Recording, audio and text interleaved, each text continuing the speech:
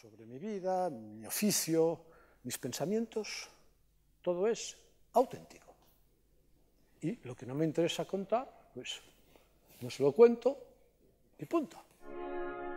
Albert Boadella, con el Sermón del Bufón, abrirá el próximo día 21 la programación que el Teatro Principal nos propone hasta final de año.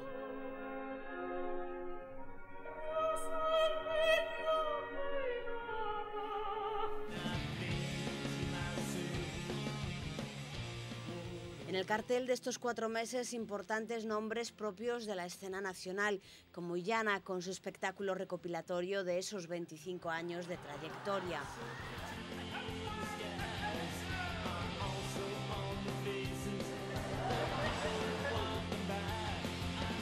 ¡Acéptalo ya de una vez! ¡El mundo está cambiando! ¿Qué dices? Ahora toca ser multicultural. O Els Joglars con la obra Zenit.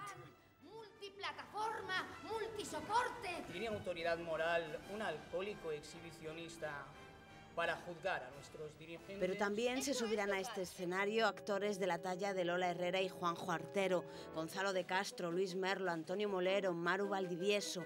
Propuestas para todos los gustos y también para todos los públicos, porque habrá una importante oferta infantil. Imprescindible la colaboración entre instituciones para poder programar de este modo. Desexar que o público responda, porque, como ben decía Olga, cando programas ben, da igual o día, a xente responde, enche os teatros, o cal, ademais, nos anima a seguir traballando na mesma liña de tratar de achegarlles ao público os mellores espectáculos. Pola miña parte, nada máis, e desexar que estén cheas as salas e a xente con ganas de volver. A Diputación continúa amosando o seu compromiso ca cultura.